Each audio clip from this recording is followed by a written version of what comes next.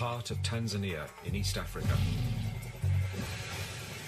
A country that's become a human-animal war zone. Here, lions are a living nightmare. This is a hunting ground for lions that have decided to make their quarry human beings. In many parts of Tanzania, lions have undergone a disturbing change in Tanzania, East Africa, the epicenter of an ongoing crisis. A country where lions are switching their sights to focus on humans as fair game.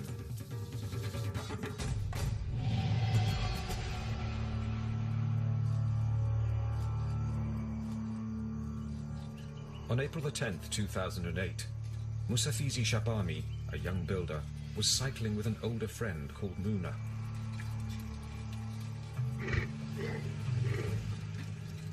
They were near home, but so too was a 140-kilogram male lion running at full speed. The lion, it just came out from behind us and started chasing us. Within seconds, the lion was in striking distance of the cyclist. I was very scared. I was trembling so much I thought I was going to faint. He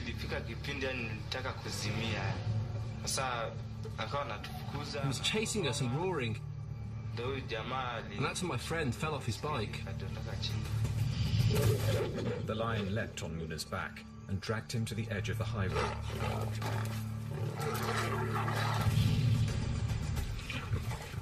Standing on the roadside, Musafizi witnessed Muna being mauled by the lion. At this point I ran. I felt like I'd lost my mind.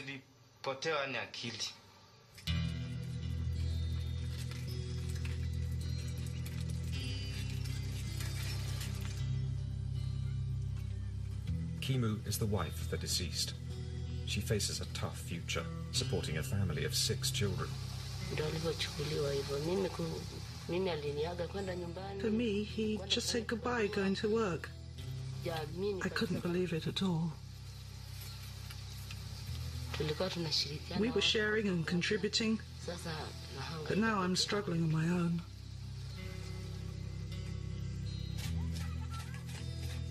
Kimu's husband is just one of over 900 victims of lion attacks in Tanzania since 1990.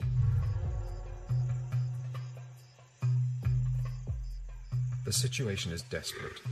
Thousands of rural Tanzanians have left their villages abandoned, terrorized not by single rogue lions, but by prides of lions, hunting as a team to stalk and kill humans.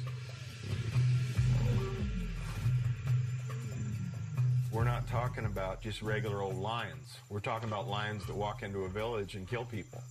We're talking about lions that get on a roof and dig people out. We're talking about lions that dig through a wall. We're not talking about just a regular old lion out there in the plains.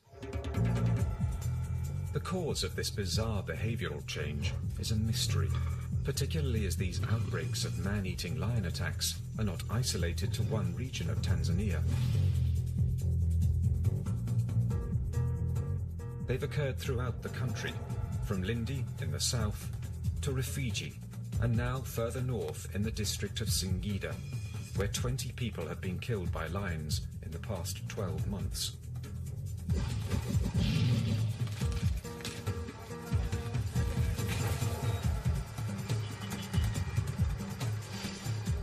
So critical is the situation, the Tanzanian government has called in the services of a big cat specialist from the United States, named Darren Simpson.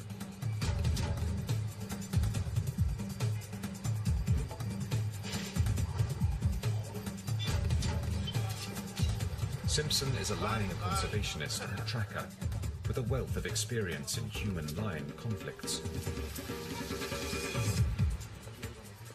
Because lions are a protected species, he will be working with a team of government rangers to track down and kill the man-eating lions that are terrorizing the region.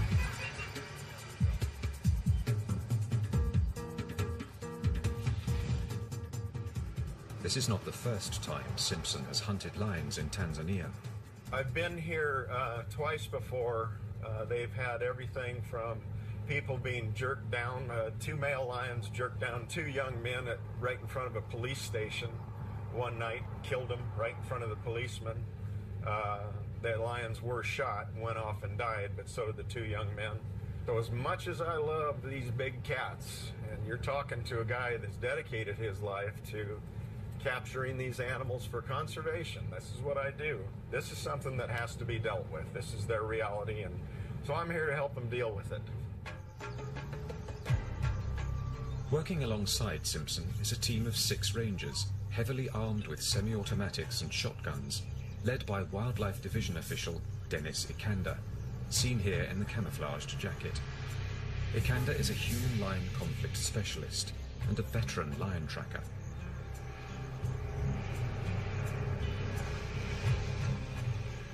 The week before Simpson's arrival, his team shot and killed one of the target animals, but 2 man-eating lions remain at large.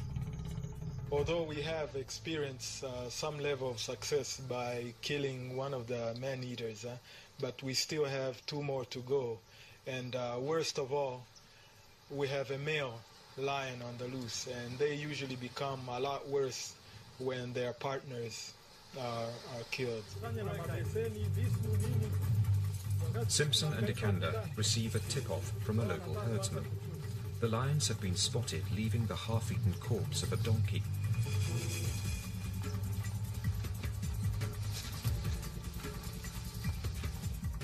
The hunters will use this dead donkey to lure the lions into foot snares.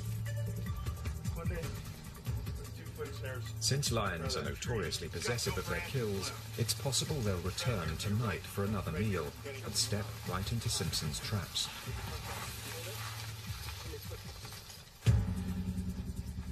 Should a lion place a paw on one of these cushions, the pressure will fire a trigger, tightening a noose of wire around the lion's leg.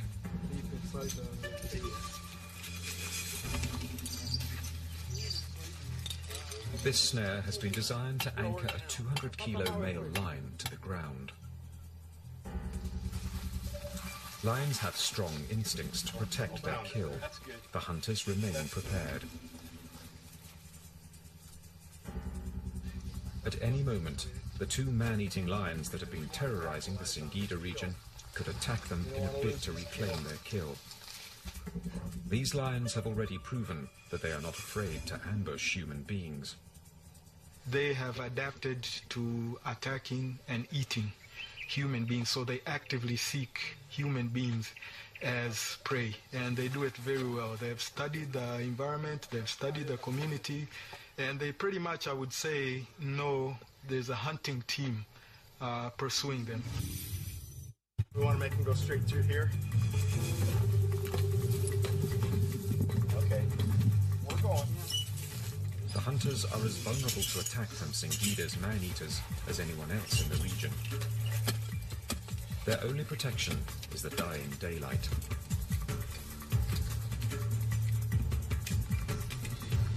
Once the sun goes down, the balance of power will shift to favor the lions, and the team will be open to an ambush from Africa's largest predator. Lions can grow up to 3 meters long, and males can weigh over 200 kilograms. Their speed, strength, weaponry and cunning make them one of the animal kingdom's most formidable terrestrial predators.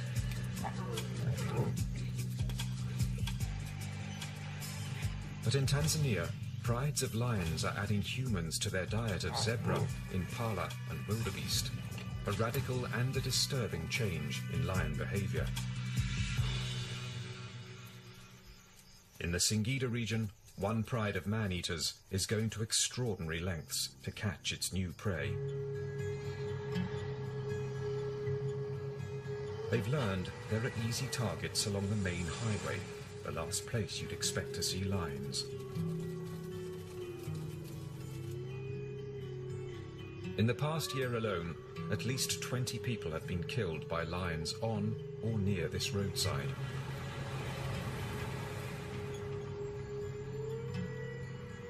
This road is now known as the Highway of Death.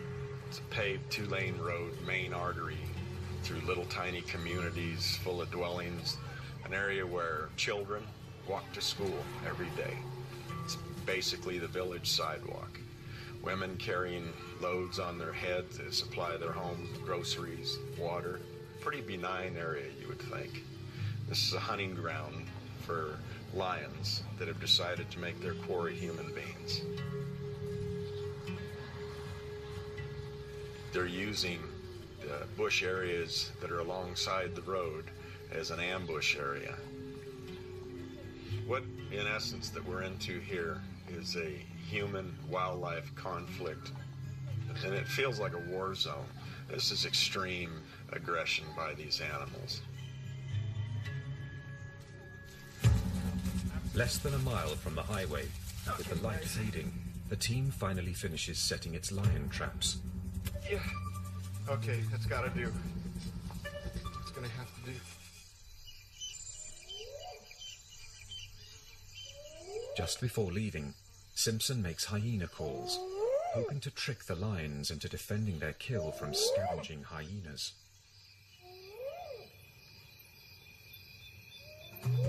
Now the team must wait until dawn to see if they can catch a man-eating lion.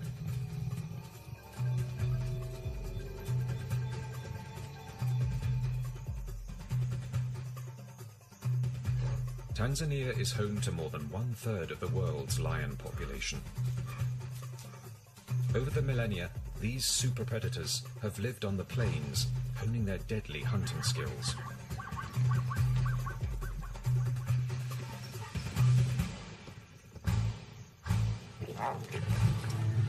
But in Tanzania, lions are switching their sights to hunting humans. In a radical change to their natural behavior, whole prides of hungry lions are now stalking humans in search of an easy meal. One thing we're seeing here is lions that are bold enough to walk straight into villages and take people from right near their homes when there might be a number of people right near them. And this is not a normal behavior. This is not something that normal lions will do. This is an indication that these lions have learned that people are prey, and they're actually preying on humans like they'd prey on any other animals. Hadas Kushnir, a human-lion conflict expert, has been researching man-eating lions for 4 years. Her studies suggest a startling change in lion behavior. Adult lions may now be teaching their young techniques and tactics for hunting humans. There's a common misconception that most of the lions that cause these attacks are old or sick, and that's actually not something that we found to be true here in southern Tanzania. Sometimes we find young lions, healthy lions, taking part in it. So we think that they are teaching their young. And once they view us as any prey type, they're going to eat us just like they'd eat a gazelle. Kushnir is working in the Rufiji region to determine the reasons behind the dramatic increase in man-eating attacks here.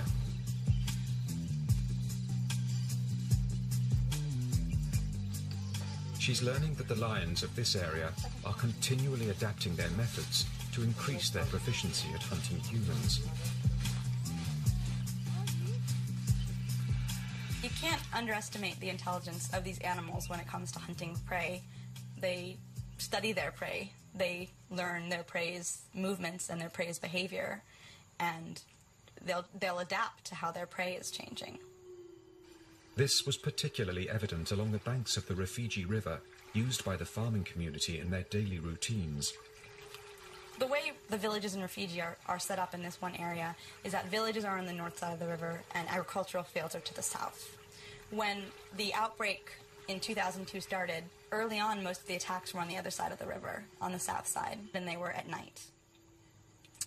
But people started getting fearful. They started coming home earlier in the day, and the attacks started happening earlier in the day. And eventually, people stopped going to the agricultural fields altogether, moved back to the villages, and the lion actually swam across the river and started preying on people on the north side of the river. So they're able to adapt, they're able to learn, and it's terrifying because it's not just a chance event that you might get caught by a lion. There's a lion out there stalking you, actually looking for you to eat. In the Rufiji River region of southern Tanzania, the locals blamed the deaths of 40 people on a single serial-killing lion they named Osama, after the world's most wanted terrorist. But Kushnir believes the groups of lions are responsible for the bloodshed. Generally, it's going to be a small group of individuals. There'll be males and females. But what happens towards the end of an outbreak is, through the hunting of lions, they've killed all the other lions. At the end, there's one man standing. The cases we know of, a lot of times it tends to be one male lion. The male lion might be injured already, and towards the end can wreak a lot of havoc. Osama was eventually killed by a team of government hunters in April 2004. A sign on the outskirts of Kilimani village marks the spot where the lion's corpse is buried.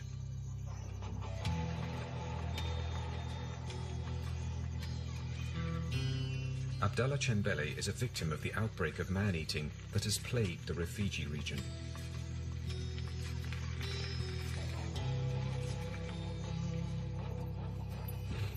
During the night in March 2003, a lion, possibly Osama, broke through a wall in his family's house, dragged his mother out into a nearby field, and ate her.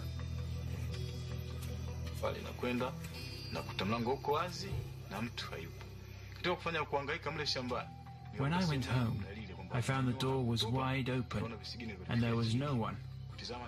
When I went looking, I could see there were some marks on the ground, like someone's elbow. When I investigated further, I found her clothes and then blood.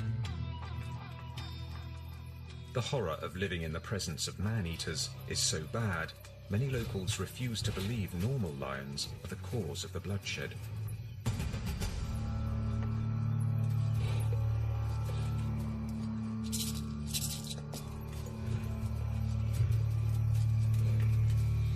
Instead, they imagine these killings are the work of spirit lions, supernatural demons summoned up by enemy bush doctors and sent to destroy their foes.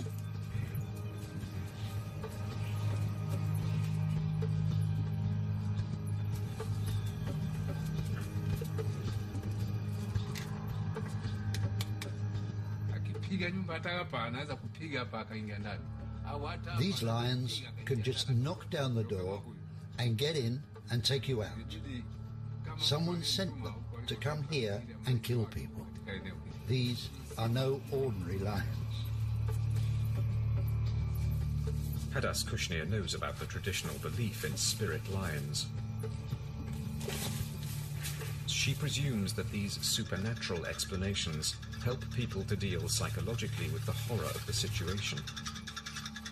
I look at them as coping mechanisms. If I had to live in a place where there were lions all the time, you know, the only way you could sort of settle that with yourself and feel better is to convince yourself that a normal lion is not the risk. The risk is actually some sort of spirit lion. And so a lot of people have the belief that spirit lions are sent to kill specific people. Normal lions don't kill. And that's one of the ways I think they deal with living with the fear of lions, is if you believe that a normal lion won't hurt you and it has to be a lion specifically sent to kill you, it's sort of much easier to go about your daily life. But for Darren Simpson, the explanation for man-eating lion attacks does not lie in the supernatural. The culprits are real lions, pure and simple. They are what they are. They're a lion. They're a force you have to deal with when you live around them. They're not evil. They're not spirit lions. They're not things that are sent to avenge the sins of others. They're simply a very incredible, formidable animal. That's what they are, and they are a wonder. But unfortunately, in this sort of scenario here, they just can't coexist with people when they begin to eat them on a regular basis.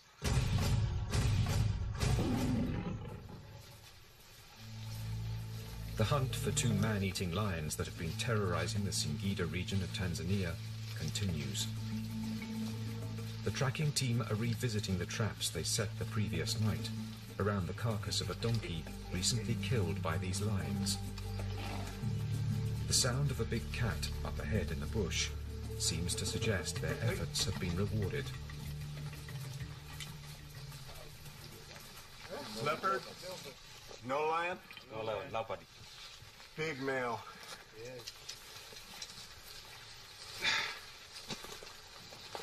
The Tanzanian government has ordered the hunters to shoot and kill any potential man-eater captured in the vicinity.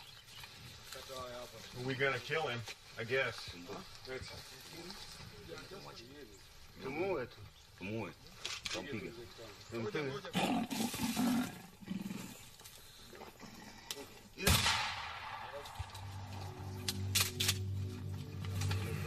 One of the disadvantages of foot snare traps is the possibility of capturing non-target carnivores. But leopards have been known to kill humans, and releasing a large predator at this sensitive time is unthinkable. You don't have option B, you have to do this. It's not like we can sit down and interview them when 15 people have been killed. We have to put human welfare here first. As much as people would like to think there's a possible alternative, they're not living here. They're not having their kids get killed and their mother get killed and their father get dug out of a house by a large predator. So leopards are culprits in this area as well, and they're on the list. So that's why we're doing what we're doing.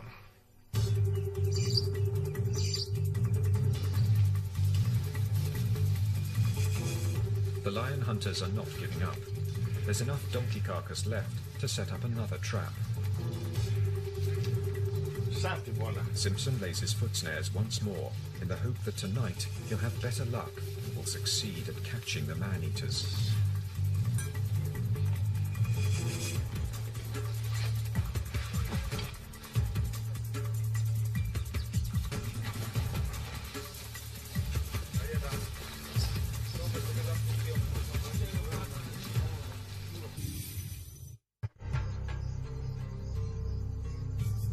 One explanation for the surge in human-lion conflict in Tanzania is that the natural prey of lions, like impala, zebra and kudu, has become severely depleted due to poaching and increased habitat destruction.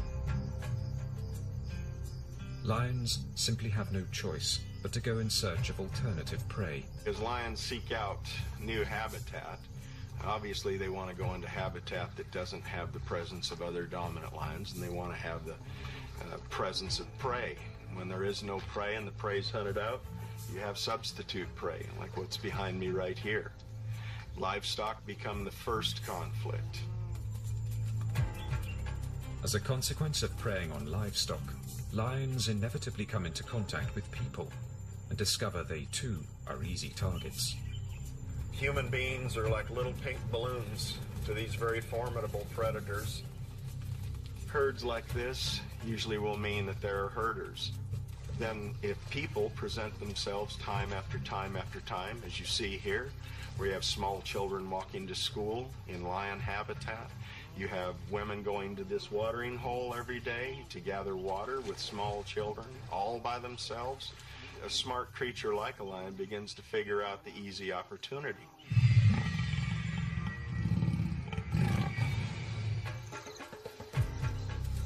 In the Rufiji region, Hadas Kushnir attempts to find further explanations as to why the rate of man-eating lion fatalities has quadrupled since 1990. She's discovered a pattern in the statistics that leads her to believe it's the people's methods of agriculture that make them vulnerable to attack. One of the places where people are most at risk is in their agricultural fields. Generally, the agricultural fields are pretty far from the village. They're isolated from each other, and there's a lot of bush surrounding it. So right there, you're at risk. One of the really important factors that we're finding are bush pigs as crop pests. Bush pigs are nocturnal crop pests, so they only come at night. And in order to protect your crops, you have to sleep at night in your agricultural fields, and sometimes leave your hut in pitch darkness and make noise and try to scare these bush pigs away. Because there's not a lot of prey in the area, bush pigs are a really important prey source for lions in these districts. And so lions know where to find the bush pigs, and the bush pigs are found where the people are found. And so oftentimes you'll get sort of a collision between people and lions with bush pigs as the link. It was while defending their crops against marauding bush pigs that Asifwo Mbwata's family was devastated by a lion attack. In the middle of the night, his father, mother, and 2 nephews were dragged out of their shelter and eaten. Picha ya hali halisi ya kuwa matukio The exact picture of what happened. The lion, he took my mother first and ate her there, up to the waist, and killed my father and put him aside, and took the children.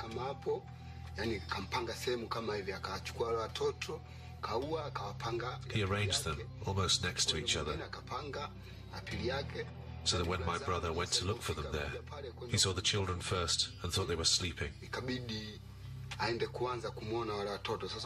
But they had already gone.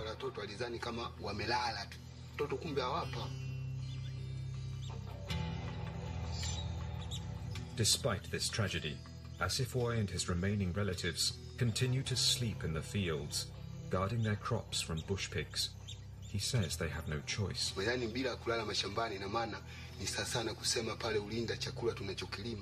If we don't sleep in the fields, then all the labor we engage in will be for nothing, because our food will be eaten by animals like pigs or monkeys. That's why people sleep in the fields, so that they can have something to eat. We know that the lion kills, but if you are spared, your children will get to eat.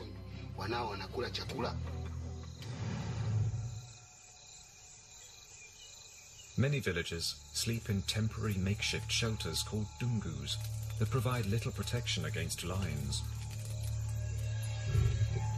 Because the Rufiji villagers have no option but to be out in the fields at night, Kushnir is trying to encourage them to be more proactive in defending themselves against attacking lions. What this family has done, which is really great, they've built a dungu that's reinforced and closed on the bottom. This here is quite strong, and over here they actually have bamboo poles. And what's really wonderful is that this is the area here which would normally be open, and the family would normally be cooking here at night, resting here at night, and what they've done is close it off so that if a lion is roaming, the lion won't be able to see them or get to them very easily.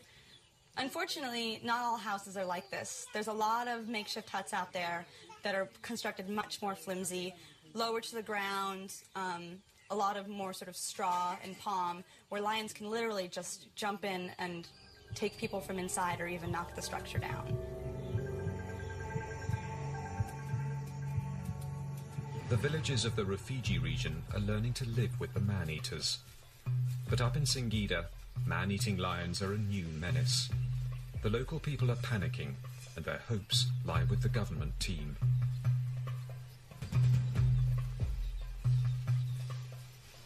The hunters return to the baited traps and find they failed to catch their target. I'm gonna let him go, you guys. Okay, watch out now. I need everybody to stand over there. Yesterday, they caught and killed a leopard. Now they face an enraged hyena.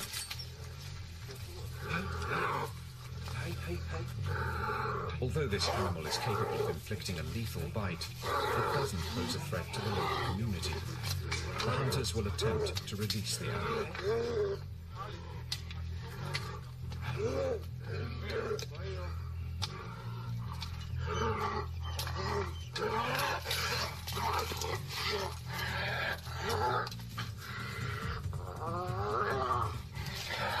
Simpson takes great pains to ensure this female spotted hyena doesn't sustain any injuries.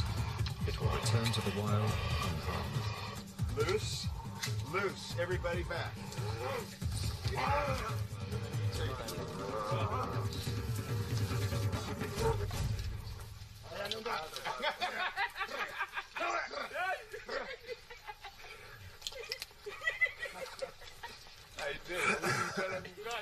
It's real common to catch spotted hyenas when you're using baited sets like this.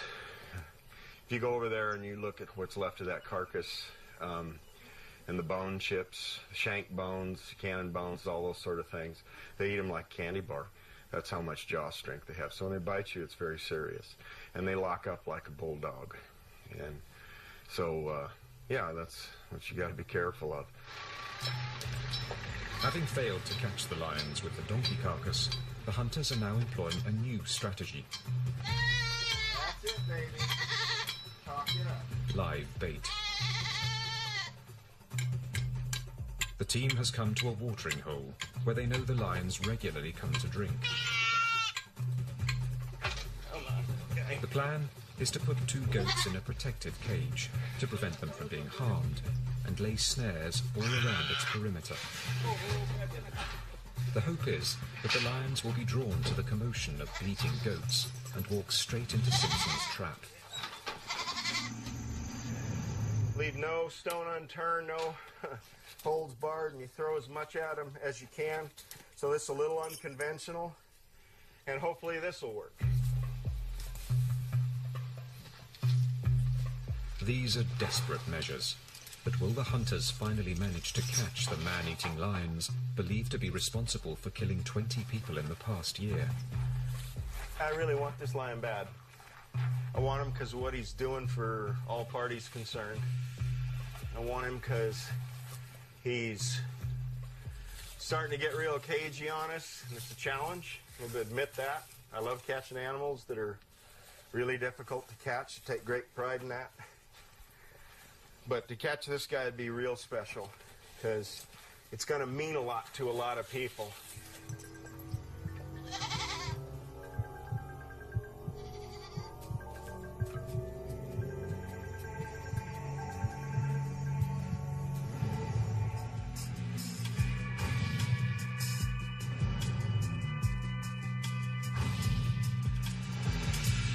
Tanzania is home to 1/3 of the world's rapidly diminishing lion population. It's estimated there may be fewer than 15,000 lions left in its national parks and unprotected areas. Throughout Africa, these majestic cats are vulnerable to the loss of their prey, the threat of encroaching agriculture, and the retaliation of humans for the death of their livestock. The government faces a no-win situation. On the one hand, they want to conserve these animals because they are a multi-million-dollar source of revenue from tourism and organized hunting. On the other, by encouraging their conservation, Tanzanians are made more prone to attack. Part of the reason that we're experiencing an increase in these number of attacks is the positive outcome of lion conservation in Tanzania. Numbers seem to have increased, and excess individuals from core populations are now spilling into buffer zones that extend into village areas, and then human-lion encounters have increased over the years. In southern Tanzania, the Selous Game Reserve is the second largest protected region in Africa, covering an area of 50,000 square kilometers. It's one of the most important strongholds of game animals in the country, and consequently, a hotspot for lions. There may be as many as 4,500 lions living in the reserve.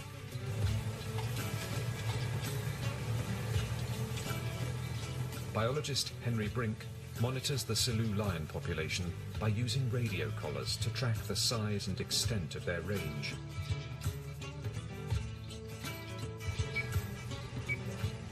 Currently we follow some 114 different individuals, covering some 800 square kilometers, which is sort of 14 lions per 100 square kilometers, which is very good lion density. In the eyes of conservationists, the Selous lions are a success story, but there's a problem. The human population is increasing, and it's coming closer and closer to the boundary of Selous. The Selous boundary, in large parts of it, is just boundary markers. What's a marker to a lion? It goes where it wants. The lions of this park don't recognize park boundaries and are prone to leave its perimeter in search of prey. When this happens, they inevitably come into contact with people. Just recently there was on the 11th of June, a lion attacked a person just 500 meters or so from the Selous boundary in a sort of small open hut. It was like a nightmare. That's the way that the people there described it. In that area there's no power, everything's dark, you go to sleep early, and then suddenly in the middle of the night they're attacked. It was very much like a nightmare.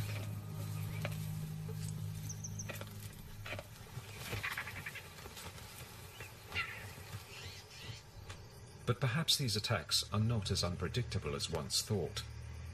One of the behavior patterns observed by scientists such as Brink is that lion attacks on humans increase during the rainy season. There is food here, there's enough food, but what happens is during the rainy season all the prey disperses from around waterholes and so on, and the lions have a much difficult time finding the food, and therefore they also disperse and start looking for food, and it's during the rainy season where you get this sort of spike in man-eating, because the lions are in some cases leaving the park and so on.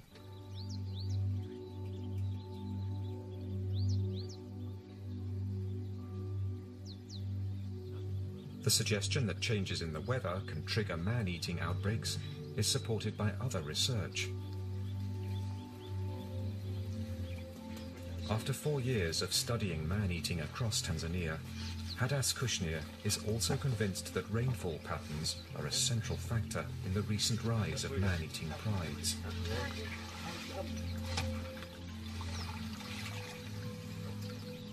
When rainfall increases, man-eating increases, and the effect can be felt right across the country. It seems like too much of a coincidence that you have 3 outbreaks happening starting in the same year. There was 1 here in Rufiji and 2 in Lindi with 2 separate groups of lions.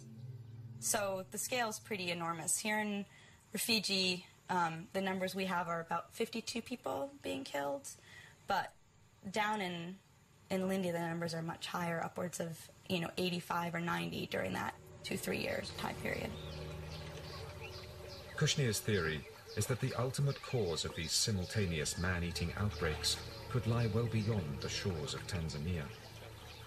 There's a large number of attacks in 1999, and we have anecdotal evidence that there was a lot of flooding that year. There was a El Nino in 97, 98 that caused a lot of flooding in the region. The wildlife patterns were different than usual, and that's why the attacks were higher. El Nino is a worldwide weather phenomenon that results in supersized flooding across East Africa. The floods force the game animals to seek higher ground, with the result that some prides of lions find themselves marooned with a limited supply of food. It's at this point that they are forced to go in search of human prey. From what people told us, it sounded like if you get a lot of rain, you have animals in places where you wouldn't normally have animals, or you're missing animals in areas where you would normally have animals. So potentially the lion prey wasn't where the lions were. And so lions were then more desperate, more hungry, and turned towards people. Many scientists predict that global warming will likely increase the severity and frequency of flooding events. If the connection between flooding and the rise in outbreaks of man-eating lion attacks is proven to be true, the future looks bleak. A future that will undoubtedly see an increase in human-lion conflict.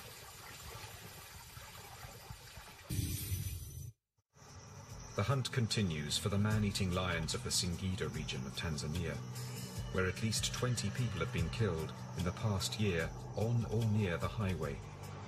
The pressure mounts for the hunters to get results before more lives are lost to the lions.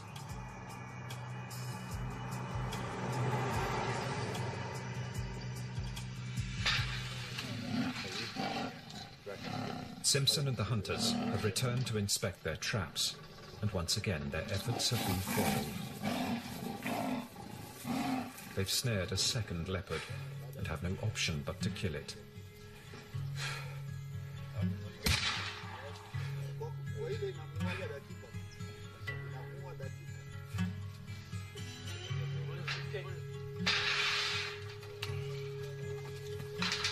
Once a lion, as well as other carnivores, begin eating humans, they will not stop. And in fact, this has led to Tanzania's wildlife policy that any large carnivore that attacks a human being, the only solution is to eradicate it. As you see, it's a beautiful animal. young, still young in his prime age, but it's a problem. I mean, it's a human-wildlife conflict issue. This is the stark reality of 21st century Africa, where conflict between people and large predators is rapidly increasing. Those on the front line of the human-lion conflict believe that the best short-term solution is to continue deploying hunter forces to target these animals aggressively. Without expert teams like this, local communities will deal with the killers in their own way, a path that ends in disaster for all the wildlife. What you will cause is people to take it into their own hands and begin poison campaigns. And I'm here to tell you, I've been all over this continent, and I've seen the results of poison campaigns, and it's ugly. And you will not just lose one or two problem lions, you'll lose all the lions. And that's what we're trying to actively prevent. Rural Africans face many challenges. When confronted with a new foe, a man-eating pride, many people here feel they have no option but to retaliate, and they do so with devastating effect. One of the most poignant stories to come out of this conflict is that of a herder whose wife was eaten by a lion. An individual who lost his wife decided to help the community out of desperation by lacing the remains of his wife's body after she was attacked by these man-eaters with rat poison. And the lion came and took the body, and after 2 days it was found dead. It's a graphic example of the lengths people will go to eliminate lions.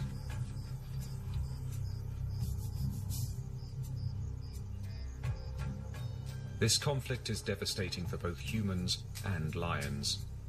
Lions once roamed the whole of Africa, but human retaliation against the man-eaters, the increase in agriculture, hunting, and the loss of natural prey have steadily eliminated the continent's lion population. In the last 30 years, Africa's lion population has almost halved, from 75,000 to less than 40,000. It's very much not good for lions. When there's an outbreak, often they'll kill all the lions in the area indiscriminately. Any lion they see will be killed, even if the lion's not responsible for the attack. And what eventually could happen is that lion populations are limited only to protected areas.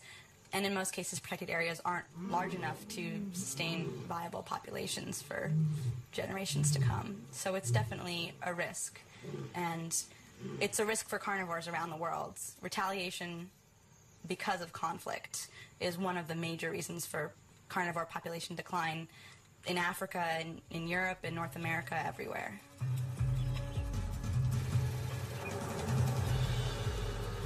Lion biologist Henry Brink also considers a future where lions may only be found in protected areas, separated from human habitation.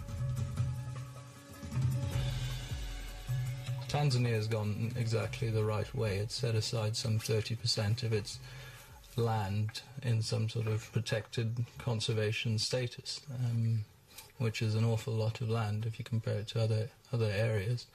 So I think in Tanzania, for example, you will have a healthy lion population in the future. Whether they'll exist outside the sort of protected areas, let's say in 50 years' time, that's another matter. It's very difficult for large carnivores and humans to coexist. Darren Simpson, who continues on the hunt for the man-eaters of Singida, is pragmatic when questioned on whether humans and lions can coexist. Humans, he says, will always prevail. Animals always lose. Unfortunately, they're the ones that have to give. These cats no longer have a place in this particular ecosystem, and they have to be removed. That's reality. And as you remove habitat and you have more people, you're going to have more conflict. Out in this area where we happen to have predators that are extremely formidable, and they aren't solitary. They run in prides.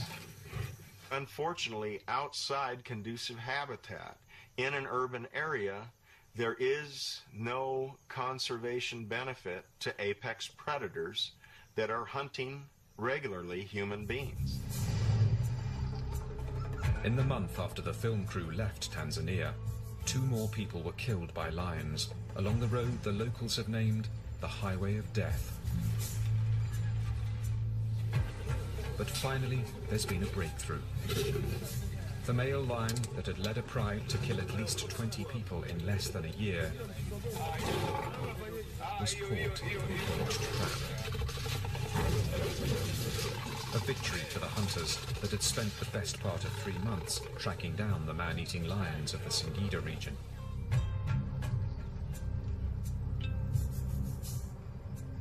But there's still one lion at large, and the war, with no foreseeable end, continues.